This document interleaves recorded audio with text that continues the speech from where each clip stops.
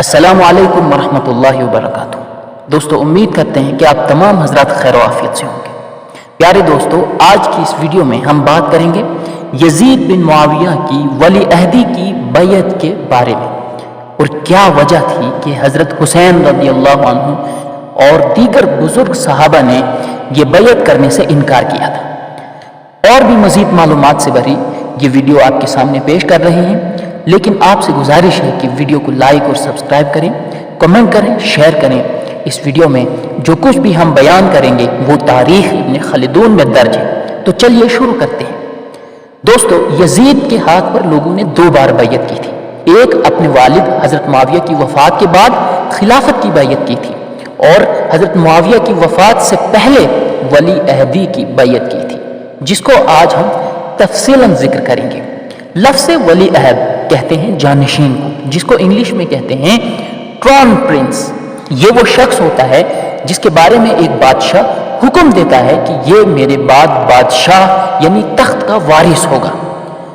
دوستو، تاریخ ابن خلدون میں طبری کے حوالے سے لکھا ہے کہ حضرت مغیرہ بن شعبہ رضی اللہ تعالیٰ عنہ امیر معاویہ رضی اللہ عنہ کی خدمت میں آئے اور کمزوری کی شکایت کی اور معذوری کی وجہ سے استعفیٰ دے دیا، جو کہ منظور ہو گیا۔ حضرت مغیرہ کی علیحدگی کے بعد امیر معاویہ نے سعید بن العاص کو کوفہ کی حکومت پر مقرر کرنے کا ارادہ کیا، تو حضرت مغیرہ کے ملنے جلنے والے کہنے لگے کہ تم کو امیر معاویہ نے نکال دیا ہے۔ اس بات سے ان کے دل پر چوٹ لگ گئی اور اسی وقت سے بحالی کی فکر ہو گئی۔ اسی غور و فکر میں ایک روز یزید کے پاس جا پہنچے اور اس سے کہنے لگے کہ تم امیر معاویہ سے اپنی ولی عہدی کی بیعت لینے کے لیے کیوں نہیں کہتے، کیونکہ بڑے صحابہ اور سردار قریش کے بزرگ انتقال کر چکے ہیں، اب ان کی اولادیں باقی ہیں اور تم ان لوگوں سے رائے اور سیاست میں افضل ہو۔ میرے نزدیک امیر المومنین کو تمہاری ولی عہدی کی بیعت لینے سے کوئی امر مانے نہ ہوگا۔ یزید نے اس بات کا اپنے والد سے جا کر اظہار کر دیا۔ امیر معاویہ رضی اللہ عنہ نے حضرت مغیرہ رضی اللہ عنہ کو بلا بھیجا اور اس بات پر رائے طلب کی۔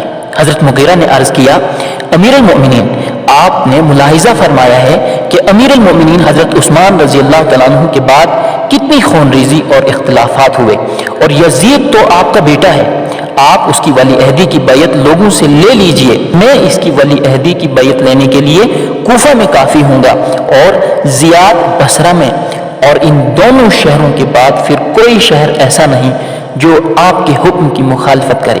امیر معاویہ نے اس تقریر کو غور سے سن کر مغیرہ کو بحالی کی سند دے دی، اور وہ دوبارہ کوفہ کی طرف واپس آ گیا اور یزید کی ولی عہدی کی بیعت لینے کی کارروائی کا حکم دے دیا۔ حضرت مغیرہ نے کوفہ پہنچ کر ان لوگوں کے سامنے اس بات کا ذکر کیا جو حکومت بنو امیہ سے خوش تھے۔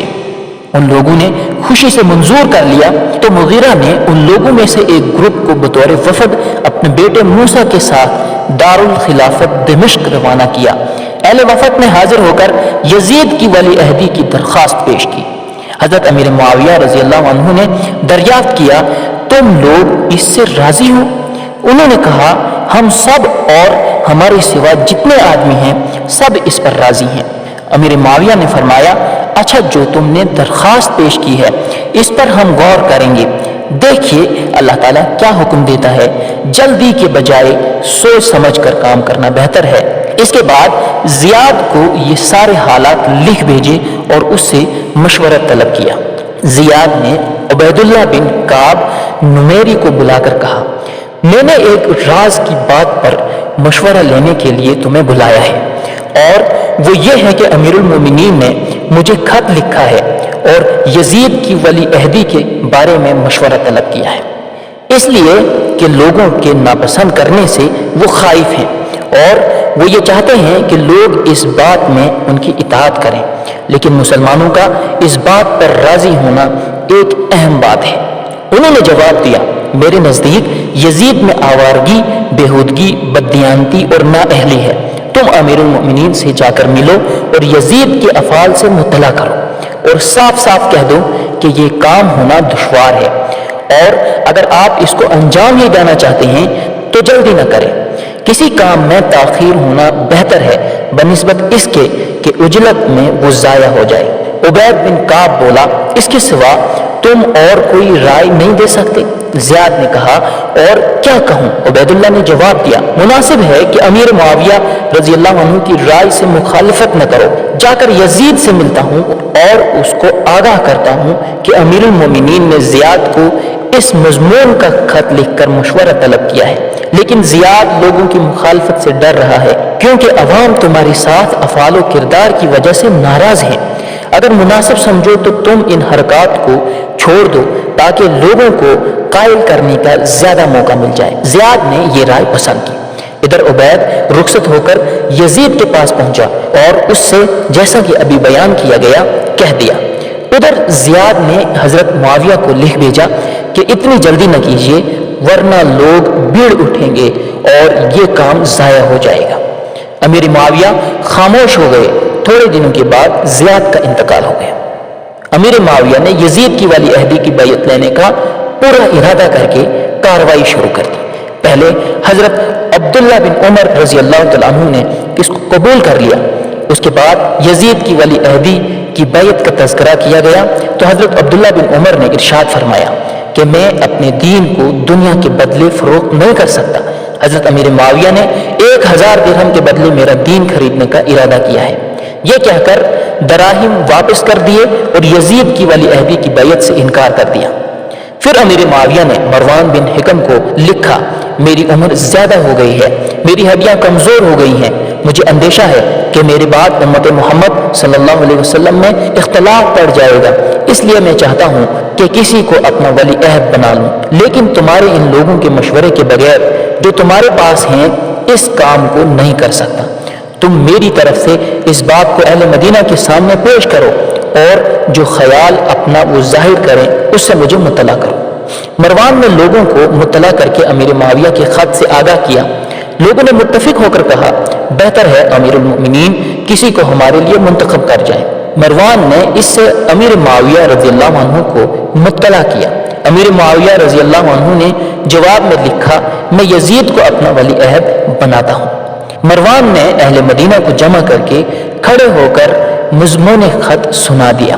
اس پر عبد الرحمن بن ابو بکر رضی اللہ تعالیٰ عنہ نے اٹھ کر کہا کہ واللہ خدا کی قسم اے مروان تو جھوٹا ہے اور معاویہ بھی جھوٹ بولتا ہے۔ تم دونوں نے امت محمدیہ کے لیے کیا بہتری ڈھونڈی ہے، بلکہ تم خلافت کو ہرقل کی حکومت بنانا چاہتے ہو کہ ایک ہرقل جب مر جائے تو اس کی جگہ دوسرا ہرقل کھڑا ہو جائے۔ حضرت حسین رضی اللہ تعالیٰ عنہ، حضرت عبداللہ بن عمر، حضرت عبداللہ بن زبیر نے بھی حضرت عبد الرحمن بن ابو بکر کی باتوں کی تائید کی۔ جلسہ درہم برہم ہو گیا۔ مروان نے کل واقعات حضرت معاویہ کے پاس لکھ بھیجے۔ اس کے بعد امیر معاویہ نے اپنے عمال و گورنروں کو لکھ بھیجا کہ تم لوگ یزید کی تعریف و توصیف لوگوں کے سامنے بیان کرو اور اسلامی علاقوں سے یزید کی ولی عہدی کی درخواست پیش کرنے کے لیے میرے پاس وفود بھیجو۔ چنانچہ ان وفود میں جو امیر معاویہ کے پاس حاضر ہوئے محمد بن عمر بن حزم مدینہ سے اور احنف بن قیس اہل بصرہ کا وفد لے کر آئے۔ وفود کے جمع ہو جانے پر حضرت معاویہ نے ضحاک بن قیس فہری سے کہا، میں تمہیداً کچھ بیان کروں گا، جس وقت میں تقریر کر کے خاموش ہو جاؤں تو اس وقت تم اٹھ کر یزید کی بیعت کے لیے تقریر کرنا اور لوگوں کو اس بات پر آمادہ کرنا۔ چنانچہ پہلے امیر معاویہ نے کھڑے ہو کر اسلام کے فضائل، خلافت کے فرائض و حقوق، مسلمانوں کا اتفاق اور خلیفہ کی اطاعت کو اجمالاً بیان کیا اور بیٹھ گئے۔ ضحاک اٹھتے ہوئے حمد و ثنا کے بعد کہنے لگا، اے امیر المومنین، آپ کے بعد ضرور لوگوں کو ایک امیر کی ضرورت ہوگی۔ اگر آپ کی موجودگی میں ہم کسی کو اپنا ولی عہد نہیں بنائیں گے تو بڑے بڑے مصائب میں گرفتار ہو جائیں گے، خون ریزی ہوگی، امن کے راستے بند ہو جائیں گے۔ ہمارے نزدیک امیر المؤمنین نہایت راست گو، راست باز، خشک خو اور ملک داری کے آئین سے واقف ہیں، جیسا کہ لوگ اور آپ بھی جانتے ہیں وہ ہم سے علم و حلم اور رائے میں افضل ہے، لہذا آپ اسی کو اپنا ولی عہد بنائیے اور اپنے بعد اس کو ہمارا پیشوا مقرر کر دیجیے، جس کے سائے امن میں ہم پناہ گزین ہوں گے۔ عمرو بن سعید الاشدق نے اس کی تائید کی اور یزید بن المقنع نے کھڑے ہو کر امیر معاویہ کی طرف اشارہ کر کے کہا کہ یہ امیر المومنین ہے، جو شخص ان سے اختلاف کرے گا ان کے لیے یہ تلوار ہے۔ امیر معاویہ نے یزید بن المقنع سے کہا بیٹھ جاؤ، تم خطیبوں کے سردار ہو۔ اس کے بعد وفود عرض و معروض کرنے لگے۔ احمد بن قیس خاموش بیٹھے ہوئے تھے۔ امیر معاویہ رضی اللہ تعالیٰ عنہ نے پوچھا کہ تمہاری کیا رائے ہے؟ عرض کیا کہ مجھے خوف ہے کہ جو میں کہوں گا اس کی تم تصدیق کرو گے، اور اللہ تعالیٰ کا خوف ہے کہ وہ تکذیب کرے گا۔ اے امیر المومنین، تم یزید کے موجودہ حالات سے بخوبی واقف ہو، اس کی ظاہر و باطن کی آمد و رفت سے خوب اچھی طرح آگاہ ہو۔ اگر تم جانتے ہو کہ اس میں اللہ کی رضا اور امت محمد کی بہتری ہے تو کسی سے مشورہ نہ کرو، اور اگر تم اس کے خلاف جانتے ہو تو دنیا کی زیادہ فکر نہ کرو، سفر آخرت قریب ہے۔ ہمارا فرض یہ ہے کہ آپ جو کہیں اس کو بصر و چشم منظور کر لیں۔ قیس کی اس تقریر کے ختم ہوتے ہی ایک شامی شخص نے کھڑے ہو کر کہا کہ ہم کچھ نہیں کہہ سکتے کہ یہ مادیہ عراقی کیا بک رہا ہے، ہم تو امیر المؤمنین کے احکام کی بصر و چشم تعمیل کریں گے، اور یہ تلوار ہمارے پاس ہے، جو ان کے حکم کے خلاف کرے گا اس سے ہم نپٹ لیں گے۔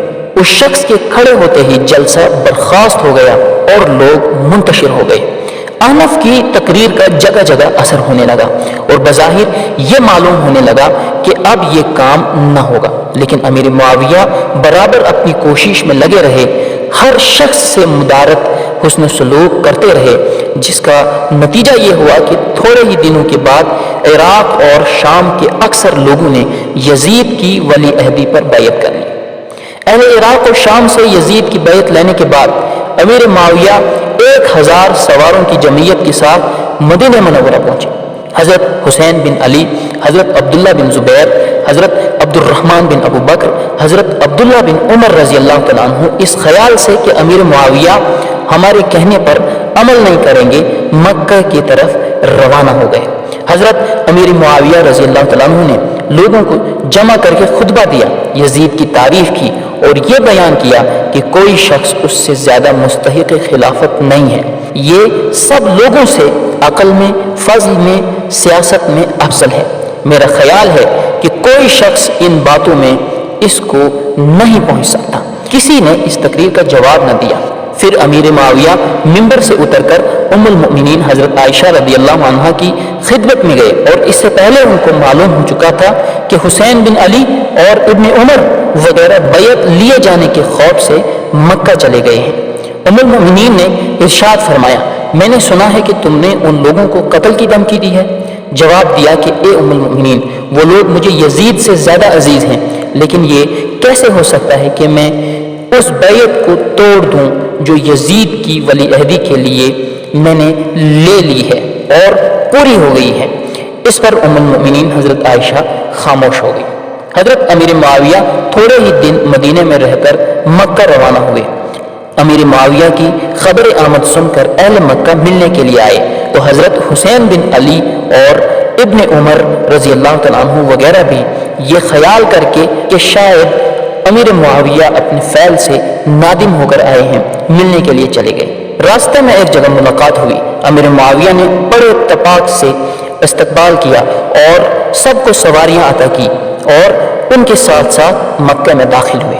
اس کے بعد ہی حضرت امیر معاویہ رضی اللہ تعالیٰ عنہ نے ان سب بزرگوں کو جمع کر کے فرمایا کہ تم لوگ میری عادت سے واقف ہو اور میرا برتاؤ جو تمہارے ساتھ ہے اس کو بھی تم بخوبی جانتے ہو۔ میں تمہارے ساتھ عزیزانہ سلوک رکھتا ہوں، اور یزید تمہارا بھائی ہے اور تمہارے چچا کا لڑکا ہے۔ میں یہ چاہتا تھا کہ تم اس کو میرے بعد خلافت کے لیے نامزد کر دو، چاہ جائے کہ تم ہی لوگ اس کو معزول کر رہے ہو۔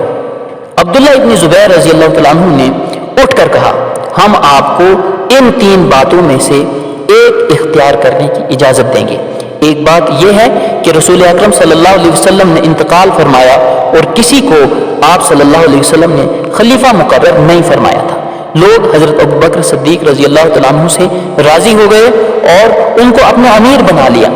امیر معاویہ رضی اللہ عنہ بولے، تم میں کوئی شخص حضرت ابوبکر صدیق جیسا نہیں ہے اور مجھے امت کے اختلاف کا اندیشہ ہے۔ حضرت عبداللہ ابن زبیر نے جواب دیا کہ اچھا دوسری بات یہ ہے کہ جیسا حضرت ابوبکر صدیق رضی اللہ تعالیٰ عنہ نے کیا تھا ویسا تم کرو، کہ انہوں نے ایک قریش کے شخص کو جو ان سے نسباً دور تھا اور ان کے خاندان کا نہیں تھا اس کو اپنے بعد خلیفہ بنایا تھا۔ اس پر حضرت امیر معاویہ خاموش رہے۔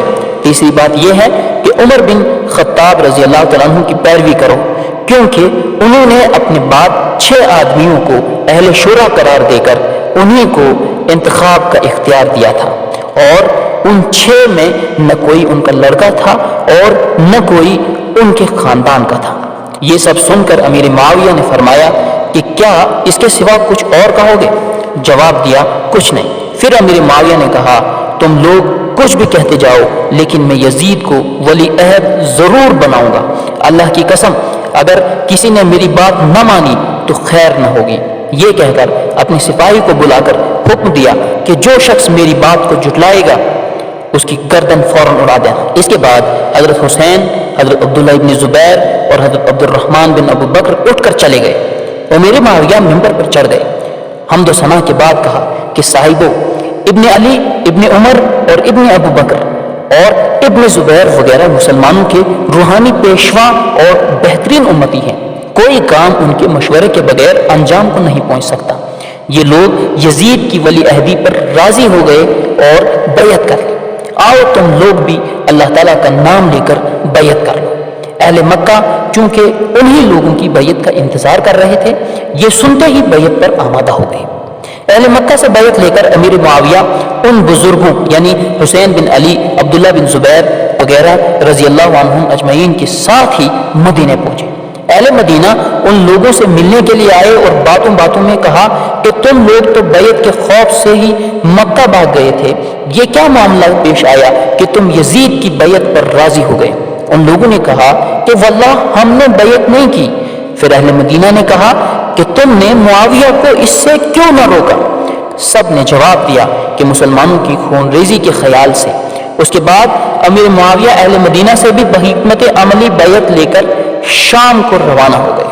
یزید کی ولی عہدی کی بیعت کا یہ واقعہ سن 56 ہجری کا ہے اور 50 ہجری سے اس کی بنیاد پڑی تھی۔